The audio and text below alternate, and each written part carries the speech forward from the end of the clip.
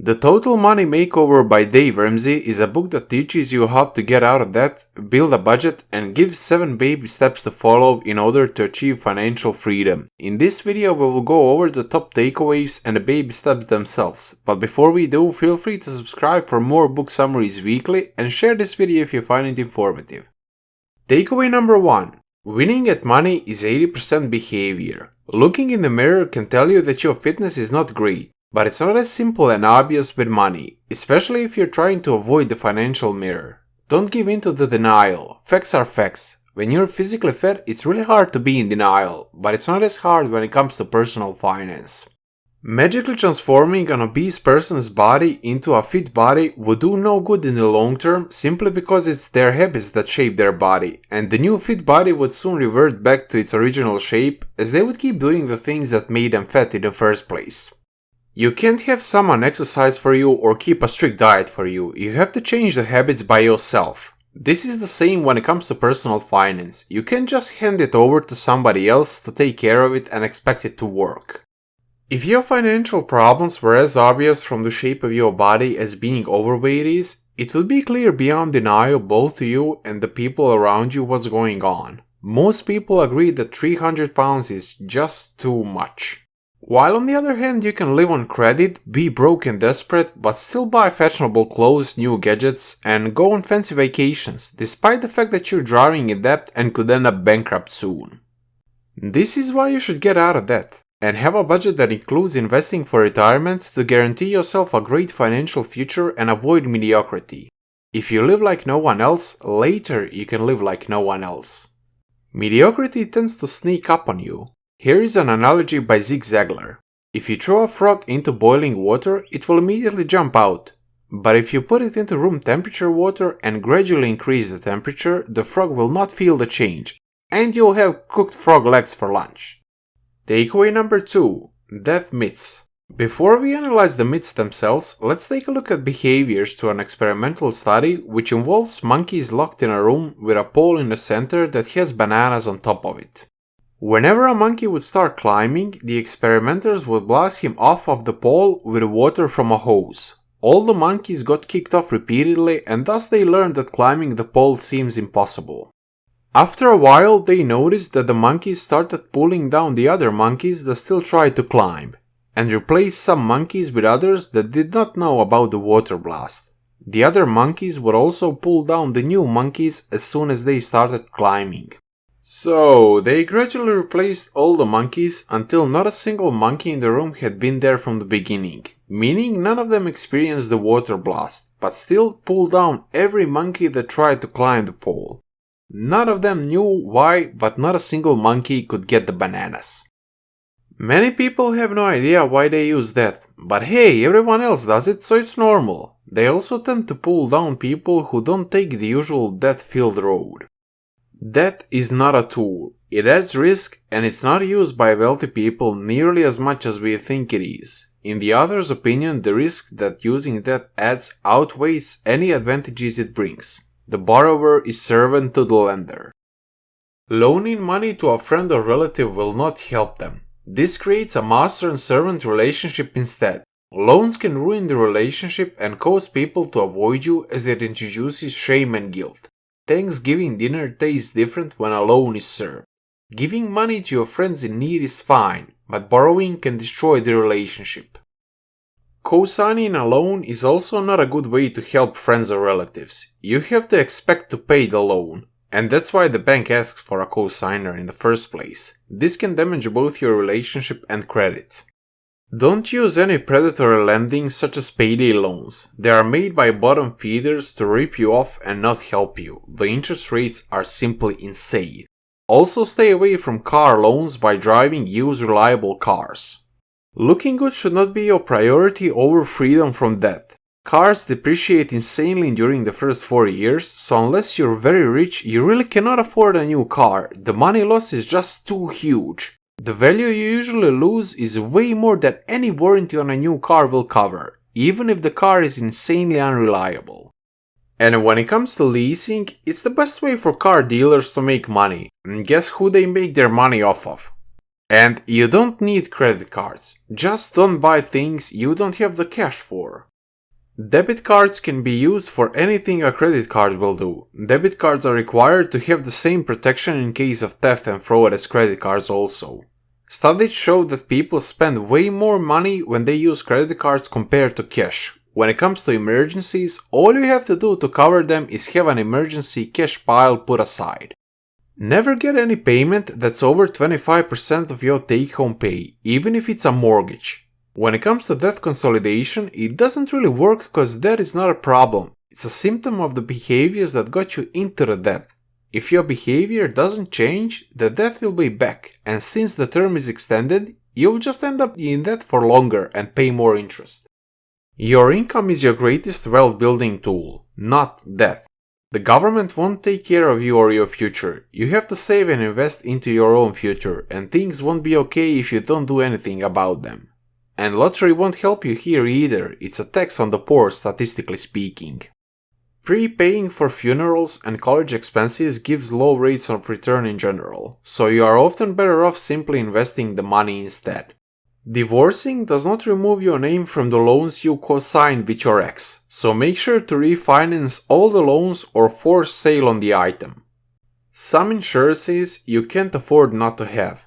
Auto and homeowners insurance, for instance, life insurance, term insurance to be exact, long-term disability insurance, health insurance, look for deductibles to save money here, and if you are over 60, also take long-term care insurance. And lastly, make a will. It will not cause you to die tomorrow, but you'll die eventually no matter what you do. 70% of Americans die without a will, so the state decides what happens with the money, and you wouldn't want that, wouldn't you? Takeaway number 3. Ignorance and keeping up with the Joneses. Nobody is born financially smart, so don't be defensive about it. And most schools teach nothing about managing money. But overcoming ignorance is easy, you just need to spend time on it. Need for approval and respect can drive us to do really dumb things. We buy things we don't need with money we don't have to impress the people we really don't care about. Most millionaires find way more motivation in having financial freedom than they do from impressing others. Meanwhile, lots of people who have negative net worth seem to be doing great, well, on Instagram at least. Everyone likes nice stuff, and selling it is insanely painful to most people. Admitting to downsizing is something an average Joe will avoid no matter what. Don't lead yourself into a well-dressed poverty. There is no sense in keeping up with the Joneses, cause the Joneses are actually broke.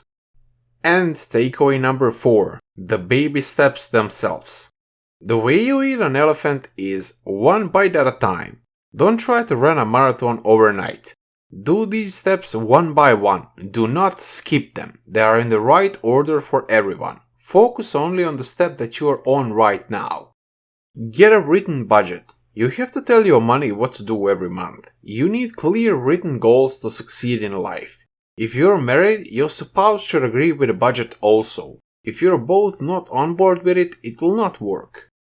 Baby step number 1. Save $1,000 cash as a starter emergency fund. You need a rainy day fund cause it's going to rain. It always does. Life happens, so be ready. This is not for buying things. This is for emergencies only. Christmas time is not an emergency, sales are not an emergency, and lack of chocolate is also not an emergency, sorry. If you are on step 2 and end up using some of this money, go back to step 1 until your fund is at least $1,000 strong. Without the fund, you will end up having to borrow money for emergencies, which must be avoided. Baby step number 2. The debt snowball. List all your debts, smallest balance to largest, except mortgage, and start paying them off in that order. This is more effective than paying off debts with highest interest first, as paying something off completely will give you great satisfaction. If there is a foreclosure or something similarly urgent about a particular loan, then pay that off first. When you pay off one debt, all the interest you are paying, plus any additional money you can get, goes towards the next loan. This is how you'll get debt-free except your home very soon. While you're doing this, if it's not obvious enough, you have to stop borrowing. If needed, sell the stuff you don't use often to get the snowball rolling. You can also try working overtime or an extra job for a limited time. The author also suggests stopping retirement payments to get rid of all of the debt as soon as possible, even if you have a company match. Baby step number 3. Fully funded emergency fund. Again, it will rain, and the worst time to borrow is when the times are bad. Now that you don't have any payments, direct all that money towards building a fund that can cover 3 to 6 months of your living expenses. Your emergency fund should be liquid, easy to access and have no penalties. It's not for wealth building, so interest is not that important. Good places to store your fund are money market accounts with no penalties or high yield savings accounts. Don't buy a home before you already finish this step if you don't have one yet. When you finish this step 3.5 could be saving up for a down payment. Baby step number 4. Invest 50% of your income into retirement. What do you do with the extra money that you use for debt repayments and to build an emergency fund? You invest it to build wealth. You want to have financial freedom, and that will not happen without a plan. Investing is a necessity if you want to have a good, money problem-free retirement. Invest 15% of your gross income for retirement. You'll need more money for the next steps, so 15% is the right amount here. Don't include company matches in this 15% or social security. You don't know whether it will be around when you retire. Invest money for the long term. The author recommends growth stock mutual funds with good long-term records. 25% blue chip funds, 25% mid-cap funds or S&P, 25% international funds, 25% small cap funds. Make use of the company match in 401k and invest the rest in Roth IRA. If you invest $500 per month with no match in a Roth IRA from age 30 to age 70, you will have over $5.8 million for retirement. And you can do this with average income even if you get no raise in all 40 years. This will not get you rich quick, but it will make you wealthy over time. Baby step number 5. Save for your kids' college. College degrees don't ensure jobs, success, or even wealth for that matter. It's not a guaranteed formula for success in life. The author states that college is not even a need, it's a luxury. Still, it's important, but not a reason to go into debt or ignore investing for retirement. Pay cash for college and don't overpay for it. If you don't have children, skip this step. For all else, this fund is necessary. College saving funds give better returns on average, and you'll need at least 7% growth to keep up with the rising costs of education. Investing in an education savings account that grows tax-free the same way you invested in step 4 will make this possible. If you have to save more than ESA limits allow, still make use of it up to the max. Baby step number 6. Pay off your home mortgage. This is the final hurdle before you become completely debt-free. Every dollar that you find above investing and saving for your children's college should go towards your mortgage principal. Keeping it just for tax deductions is not worth it, as you save even more on the interest payments. Don't borrow from the equity of your house to invest in the stock market for a profit. This increases the risk, and if the returns drop, you might end up breaking even at more risk or lose money. And you need to take taxes into account also. Being debt-free feels much better than increasing risk. If you must take out a mortgage, use only 15-year mortgages to save on the interest and cut down on time. Also avoid adjustable rate mortgages no matter what. And the final baby step is build wealth. Why go through all this trouble? Money will not make you trouble-free, but now you can have fun, invest and give like no one else. At this point you can actually afford things like a new car or a mansion, and it will come as a blessing, not a curse. Go and have fun. You can now enjoy buying things guilt-free simply because your financial position will be pretty much the same after you buy some otherwise expensive luxuries. Keep investing. You keep winning as long as you keep investing. At this point your money works harder than you, and it does so even while you're relaxing. When your money makes more than you do, you're officially wealthy. Money never gets sick and it works 24 hours a day, 7 days a week. Consider adding some debt-free real estate into your portfolio for more diversification, and never give the responsibility of controlling your finances to someone else. The last good use of money is giving it away. It's exciting and you will enjoy it. Almost every wealthy person enjoys giving. The givers often report having more fun than the takers. Money gives power to good intentions. To summarize, winning at money is 80% behavior. Magically transforming an obese person's body into a fit body would do no good in the long term simply because it's their habits that shape their body in the first place, and the new fit body would soon revert back to its original shape if they wouldn't change their habits. It's exactly the same with your personal finance. You can't expect different results with the same habits. Don't let mediocrity sneak up on you. Debt myths. Debt adds risk and it's not used by wealthy people nearly as much as we think it is. Loaning money to a friend or relative or co-signing a loan will not help them. It creates a master and servant relationship instead. Stay away from car loans by driving used reliable cars. You don't need a credit card, just don't buy things you don't have the cash for. Debt consolidation does not really work as that is not a problem, it's a symptom of your behavior instead. Lottery is a tax on the poor, statistically speaking. Prepaying for funerals and college expenses gives low returns in general. Divorcing does not remove your name from the loans you co-signed. Some insurances you can't afford not to have, so make sure that you are covered and also make a will. Ignorance and keeping up with the Joneses. Nobody is born financially smart, but overcoming ignorance is easy. Most millionaires find way more motivation from having financial freedom than they do from impressing others. Don't lead yourself into a well-dressed poverty. Baby steps, in the correct order by the way. Number 1. Save $1,000 cash as a starter emergency fund. Number 2. Debt snowball. Use debt snowball to pay off your debts except mortgage. Number 3. Make a fully funded emergency fund of 3 to 6 months of expenses. Number 4. Invest 15% of your income in the retirement. Number 5. Save for your kids' college. Number 6. Pay off your home mortgage. And number 7. Build wealth.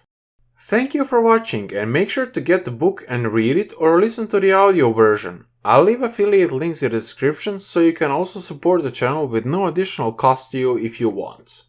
As a final note, let me just clarify that this is a summary of a book. It is not investment advice. You should always do your own due diligence before investing as it's your money and you and only you are responsible for the consequences of your own actions. With that out of the way, I really hope this video guides you towards a great, plentiful retirement. Also, there's a new book summary out every week. They're all similar books on personal finance, investing, motivation and stuff like that. So feel free to leave me suggestions on what I should be reading next, and I'm really looking forward to hearing from you. Also feel free to subscribe for even more content, leave a like on the video if you enjoyed it, and also share it with someone who you think would benefit from it. I'll see you pretty soon, so bye bye!